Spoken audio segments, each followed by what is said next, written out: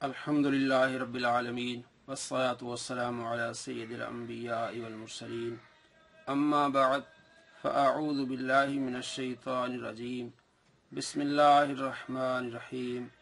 व इज़ा सअलक इबादी अन्नी फ़इन्नी क़रीब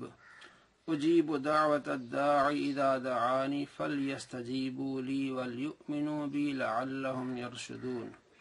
आमन्तु बिल्लाहि सदक़ल्लाहुल अज़ीम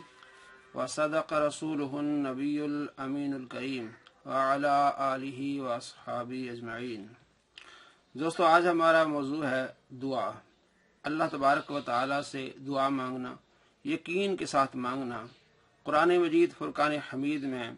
सूरह बकरा आयत नंबर 186 में अल्लाह तबारक व तआला इरशाद फरमाता है, ए प्यारे महबूब सल्लल्लाहु तआला अलैहि वसल्लम,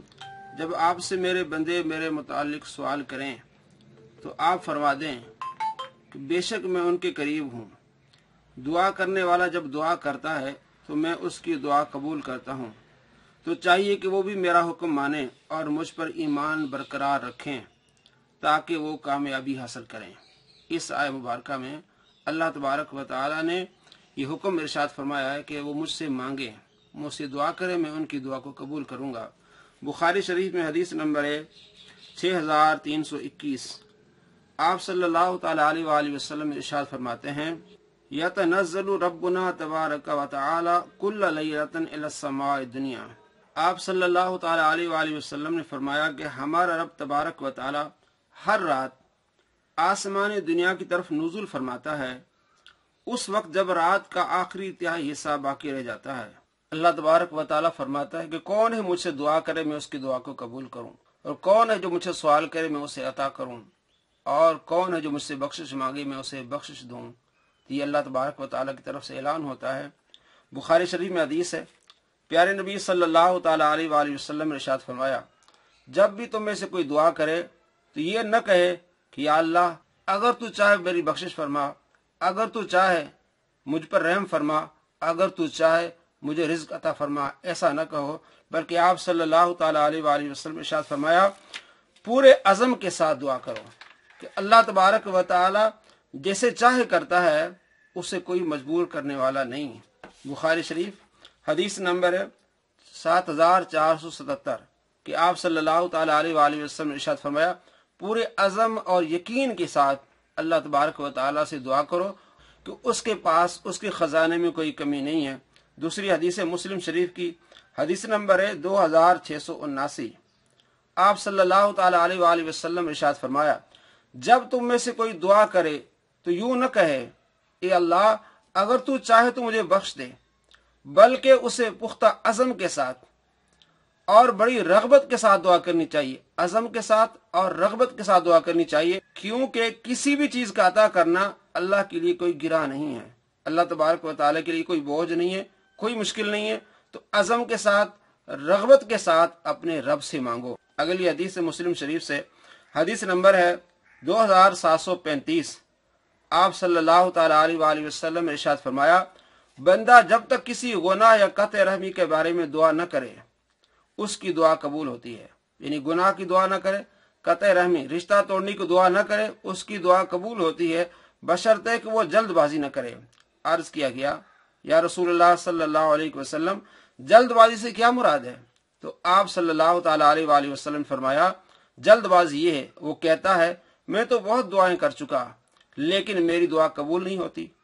इस सूरत हाल में वो मायूस हो जाता है और दुआ करना छोड़ देता है। ये है जल्दबाजी। जब भी मुसलमान दुआ करता है, अल्लाह तबारक व तआला उसकी दुआ को कबूल फरमाता है। या तो वो जो मांग रहा है उससे फौरन अता फरमाता है,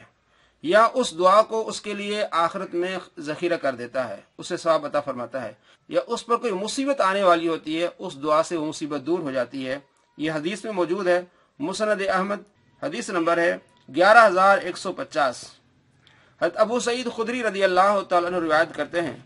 कि प्यारे नबी सल्लल्लाहु तआला अलैहि वसल्लम ने फरमाया, जब कोई मुसलमान कोई ऐसी दुआ करता है जिसमें गुनाह और कत्ए रहमी न हो, तो अल्लाह इस वजह से 3 चीजों में से कोई एक उससे अता फरमा देता है। गुनाह की दुआ न करे, कत्ए रहमी रिश्ता तोड़ने की दुआ न करे, तो अल्लाह तबारक व तआला اس وجہ سے 3 چیزوں میں سے کوئی ایک اسے عطا فرماتا ہے۔ پہلی، یا تو اس کی دعا کو فوراً قبول فرما لیتا ہے، جو دعا مانگ رہا ہے اللہ تبارک و تعالیٰ فوراً قبول فرما لیتا ہے، یا اسے اس کے لیے آخرت میں ذخیرہ کر لیتا ہے، یا پھر اس کی مثل تکلیف اس سے دور فرما دیتا ہے۔ تو معلوم ہوا کہ جب بھی مسلمان دعا کرتا ہے دعا رد نہیں ہوتی، قبول ہوتی ہے، وہی اسے ملتا ہے، یا ذخیرہ ہو جاتا ہے اس کے لیے آخرت میں، یا اس پر اس طرح کی کوئی مصیبت آتی ہے جو اس دعا سے دور ہو جاتی ہے۔ تو دعا مانگنا نہ چھوڑیے، رب تبارک و تعالیٰ سے مانگیے، رغبت کے ساتھ مانگیے، اپنے لیے مانگیے اور اپنے مسلمان بھائیوں کے لیے مانگیے۔ جو مسلمان بھائیوں کے لیے دعا مانگتا ہے اس کی کیا فضیلت ہے، دیکھیے مسلم شریف حدیث نمبر 2733، حضرت ابو الدرداء رضی اللہ تعالیٰ عنہ بیان کرتے ہیں کہ آپ صلی اللہ تعالیٰ علیہ وآلہ وسلم نے ارشاد فرمایا، مسلمان شخص کی اپنے مسلمان بھائی کے لیے وہ دعا قبول ہوتی ہے جو اس کی غیر موجودگی میں کی جاتی ہے۔ اس کی پیٹھ پیچھے جو دعا کی جائے وہ قبول ہوتی ہے، کیونکہ اس میں دکھاوا نہیں ہوتا، اس میں ریا نہیں ہوتی، اس میں چاپلوسی نہیں ہوتی۔ جب مسلمان کسی مسلمان کی پیٹھ پیچھے غائب میں دعا کرتا ہے تو اللہ تبارک و تعالیٰ اس دعا کو قبول فرماتا ہے۔ اور آگے حدیث میں، اور دعا کرنے والے کے پاس ایک فرشتہ مامور ہوتا ہے، جب وہ اپنے بھائی کے لیے دعا خیر کرتا ہے تو وہ مامور فرشتہ آمین کہتا ہے۔ جب بھی ہم کسی بھائی کے لیے دعا کرتے ہیں، آپ یہاں بیٹھے ہو میرے لیے دعا کریں، میں آپ کے لیے دعا کرتا ہوں، تو فرشتہ ایک مامور ہوتا ہے، وہ آمین کہتا رہتا ہے اور کہتا ہے اسی مثل تمہارے لیے بھی ہو۔ جس طرح تو اپنے بھائی کے لیے دعائیں کر رہا ہے کہ اللہ اس کے لیے آسانی فرمائے، اللہ تبارک و تعالیٰ اس کے رزق میں برکتیں عطا فرمائے، تو اسی مثل تیرے لیے بھی، یعنی تیرے رزق میں برکت ہو، تجھ پر بھی اللہ تبارک و تعالیٰ کا کرم اور احسان ہو۔ تو ہم اپنے لیے جب دعا کرتے ہیں تو اپنے بھائیوں کے لیے بھی ضرور دعا کریں کہ یہ دعا قبول ہوتی ہے جب بھی کوئی مسلمان اپنے بھائی کے لیے اس کی غیر موجودگی میں دعا کرتا ہے۔ اور آپ صلی اللہ تعالیٰ علیہ وآلہ وسلم نے یہ بھی ارشاد فرمایا کہ اپنے لیے بد دعا نہ کرو، اپنی اولاد کے لیے بد دعا نہ کرو، اپنے مال کے لیے بد دعا نہ کرو۔ مسلم شریف حدیث نمبر 3009، حضرت جابر رضی اللہ تعالیٰ بیان کرتے ہیں کہ آپ صلی اللہ تعالیٰ علیہ وآلہ وسلم ارشاد فرمایا، اپنے لیے، اپنی اولاد کے لیے اور اپنے اموال کے لیے بد دعا نہ کرو، کہیں ایسا نہ ہو کہ تم کسی ایسی گھڑی میں اللہ سے دعا کر بیٹھو جس میں دعا قبول ہو جاتی ہے۔ تو اپنی اولاد کے لیے بد دعا نہ کرو، اپنے لیے بد دعا نہ کرو، غصے میں آ کے مال اور دولت کے لیے بد دعا نہ کرو، کہیں ایسی گھڑی ہو جس میں دعا قبول ہوتی ہے تو پھر وہ دعا قبول ہو جائے گی، تمہارا نقصان ہوگا، ایسا نہ کیا کرو۔ اللہ تبارک و تعالیٰ سے فضل مانگو۔ اور یہ بھی ہے کہ آپ صلی اللہ تعالیٰ علیہ وآلہ وسلم نے ارشاد فرمایا، جسے یہ خوشی ہو، جس کی یہ تمنا ہو کہ مشکلات کے وقت، پریشانیوں کے وقت اس کی دعا قبول ہو، تو اسے چاہیے کہ خوشحالی کے وقت میں بھی اللہ تبارک و تعالیٰ سے کثرت سے دعائیں کرے۔ ترمذی شریف حدیث نمبر 3382، حضرت ابو ہریرہ رضی اللہ تعالیٰ بیان کرتے ہیں کہ آپ صلی اللہ تعالیٰ علیہ وآلہ وسلم ارشاد فرمایا، جس شخص کو یہ پسند ہو کہ مشکلات و مصائب کے وقت اللہ تبارک و تعالیٰ اس کی دعا کو قبول فرمائے، تو پھر اسے چاہیے کہ وہ خوشحالی میں کثرت سے دعائیں کرے۔ جس کو پسند ہو کہ مشکلات میں، مصائب میں، تکلیف میں میری دعا قبول ہو، تو اسے چاہیے کہ خوشحالی میں بھی اللہ تبارک و تعالیٰ سے کثرت سے دعائیں کرے۔ اور حضرت انس بن مالک رضی اللہ تعالیٰ عنہ سے روایت ہے، ترمذی شریف حدیث نمبر 604، حضرت انس بن مالک رضی اللہ تعالیٰ عنہ بیان کرتے ہیں کہ آپ صلی اللہ تعالیٰ علیہ وآلہ وسلم نے ارشاد فرمایا، تم میں سے ہر شخص کو اپنی تمام ضرورتیں اپنے رب سے مانگنی چاہیے۔ تم میں سے ہر شخص کو اپنی تمام ضرورتیں اپنے رب سے مانگنی چاہیے، حتیٰ کہ جب اس کے جوتے کا تسمہ ٹوٹ جائے تو اس کے بارے میں بھی اسی سے سوال کرنا چاہیے۔ تمام ضرورتیں، تمام حاجتیں رب سے مانگنی چاہیے۔ تو آپ صلی اللہ تعالیٰ علیہ وآلہ وسلم نے ایک مثال دی کہ جوتے کا تسمہ ٹوٹ جائے تو اس کے بارے میں بھی اسی سے سوال کرنا چاہیے، یعنی عام چیز بھی مانگنی ہو تو رب سے مانگو، تمام ضرورتیں رب سے مانگو، اللہ تبارک و تعالیٰ سے اپنا ناطہ جوڑو، اللہ تبارک و تعالیٰ سے مانگو۔ اس کی وضاحت کے لیے میں آپ کو علامہ غلام رسول سعیدی رحمۃ اللہ علیہ المتوفی 4 فروری 2016 ان کی بات پڑھ کے سنانا چاہتا ہوں۔ وہ فرماتے ہیں تبیان القرآن جلد نمبر 1 صفحہ نمبر 725 میں کہ ہمارے زمانے میں بعض جہلا اللہ تعالیٰ سے دعا کرنے کے بجائے اپنی حاجتوں کا سوال پیروں فقیروں سے کرتے ہیں۔ یعنی جیسا کہ میں آپ کو حدیث سنائی کہ جوتے کا تسمہ بھی ٹوٹ جائے تو رب سے مدد مانگنی ہے، تو فرماتے ہیں کہ ہمارے زمانے میں بعض جہلا اللہ تعالی سے دعا کرنے کے بجائے اپنی حاجتوں کا سوال پیروں فقیروں سے کرتے ہیں اور قبروں اور آستانوں پر جا کر اپنی حاجات بیان کرتے ہیں اور اولیاء اللہ کی نظر مانتے ہیں، حالانکہ ہر چیز کی دعا اللہ تعالیٰ سے کرنی چاہیے اور اسی کی نظر ماننی چاہیے، کیونکہ دعا اور نظر دونوں عبادت ہیں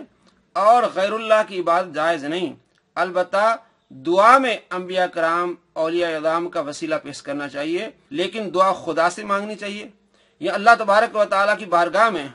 انبیاء علیہ السلام یا اولیاء کرام کا وسیلہ مانگنا چاہیے تو اللہ تبارک و تعالیٰ ہی سے مانگنی چاہیے۔ افضل ترین یہی ہے، اور اس کے بارے میں لکھتے ہیں صفحہ نمبر 217 میں کہ انبیاء علیہ السلام اولیاء کرام سے استمداد، ندا اور توسل کے متعلق میں بہت طویل بحث کی ہے، کیونکہ ہمارے زمانے میں اس مسئلے میں جان بین سے غلو کیا جاتا ہے۔ شیخ ابن تیمیہ، ابن القیم اور ابن ہادی کے پیروکار اور علماء نجد غیر اللہ سے استمداد اور وصال کے بعد ان کے توسل سے دعا مانگنے کو ناجائز اور شرک کہتے ہیں، اور بعض غالی ان پڑھ عوام اللہ تعالیٰ سے دعا مانگنے کے بجائے ہر معاملہ میں غیر اللہ کی دہائی دیتے ہیں،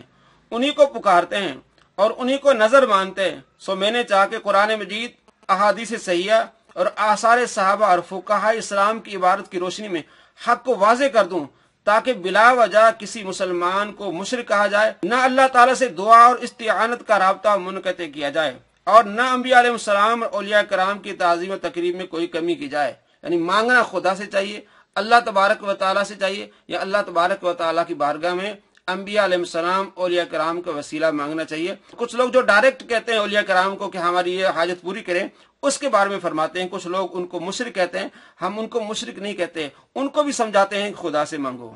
یا اللہ تبارک و تعالیٰ کی بارگاہ میں وسیلہ لے آؤ۔ اور اسی طرح ایک اور حوالہ دیتے ہیں علامہ عبد الحکیم شرف قادری صاحب کا، وہ لکھتے ہیں، یعنی علامہ عبد الحکیم شرف قادری رحمۃ اللہ علیہ،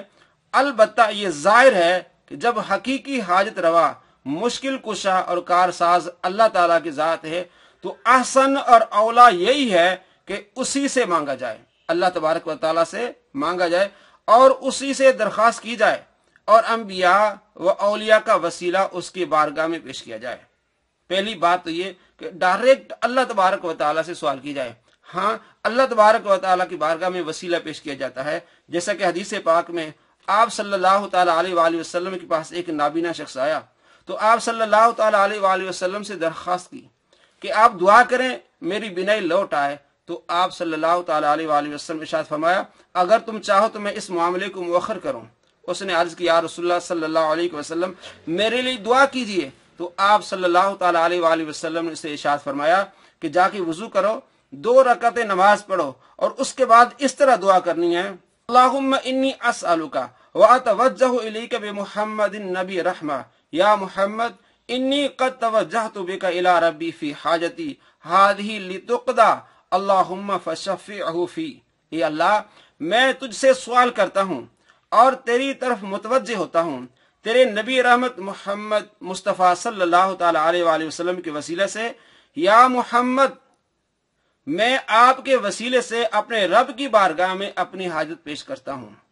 تاکہ پوری ہو۔ اے اللہ، میرے حق میں سرکار دو عالم صلی اللہ تعالیٰ علیہ وآلہ وسلم کے شفاعت قبول فرما۔ تو آپ صلی اللہ تعالیٰ علیہ وآلہ وسلم نے یہ اپنے وسیلے کی دعا اسے بتائی ہے، اور یہ حدیث صحیح ہے، ابن ماجہ میں حدیث نمبر 1385، اور یہی حدیث مسند احمد میں موجود ہے۔ اس میں مزید الفاظ ہیں، ففعل الرجل فبرأ، حدیث نمبر 17241، کہ اس شخص نے ایسا کیا، ففعل الرجل، اس نے ایسا کیا، فبرأ، بالکل وہ ٹھیک ہو گیا۔ تو آپ صلی اللہ تعالیٰ علیہ وآلہ وسلم کے وسیلے سے دعا مانگی، وہ ٹھیک ہو گیا۔ اس کے بعد حضرت عثمان غنی رضی اللہ تعالیٰ عنہ کے زمانے میں اس حدیث کے راوی عثمان بن حنیف کے پاس ایک شخص آیا کہ میں حضرت عثمان غنی رضی اللہ تعالیٰ عنہ کی بارگاہ میں جاتا ہوں تو میرا ایک کام نہیں ہوتا۔ تو حضرت عثمان بن حنیف رضی اللہ تعالیٰ عنہ نے اسے یہ دعا سکھائی کہ پہلے جا کے وضو کر، وضو کرنے کے بعد 2 رکعت نماز پڑھ، اس کے بعد یہ دعا کر، اللہم انی اسألک واتوجہ الیک بمحمد النبی رحمہ صلی اللہ علیہ وسلم، یا محمد انی قد توجہت بک الی ربی فی حاجتی ہذہ لتقضی اللہم فشفعہ فی۔ یہ دعا کر تو اللہ تبارک و تعالیٰ تیری مشکل آسان کر دے گا۔ اس نے ایسا ہی کیا،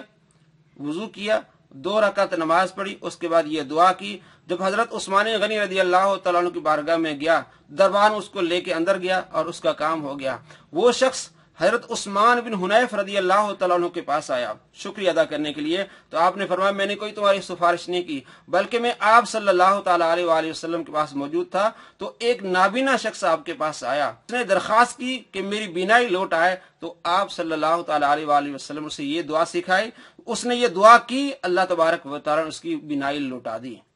المعجم الصغیر لطبرانی میں حدیث موجود ہے، اور امام طبرانی نے اس کو کہا ہے الحدیث صحیح۔ امام طبرانی المتوفی 360 فرماتے ہیں کہ یہ حدیث صحیح ہے جس میں یہ واقعہ بیان کیا گیا حضرت عثمان بن حنیف رضی اللہ تعالیٰ عنہ کا۔ تو عثمان بن حنیف رضی اللہ تعالیٰ عنہ نے نبی پاک صلی اللہ تعالیٰ علیہ وآلہ وسلم کی یہ دعا سکھائی جس میں آپ کا وسیلہ ہے، تو وسیلہ مانگنا جائز ہے، اللہ تبارک و تعالیٰ سے مانگا جائے، اور اللہ تبارک و تعالیٰ کے محبوب اور اللہ کے پیاروں کا وسیلہ مانگا جا سکتا ہے، لیکن بہترین طریقہ یہی ہے خدا سے مانگا جائے اور خدا کے پیاروں کا وسیلہ مانگا جائے، اور جو دوسرے لوگ دوسرے طریقے سے دعائیں کرتے ہیں انہیں احتیاط برتنی چاہیے تاکہ ان پر کوئی شرک کے فتوے نہ لگیں، اور شرک کے فتوے لگانے والوں کو بھی احتیاط کرنی چاہیے کہ مسلمانوں پر شرک کے فتوے نہ لگائیں۔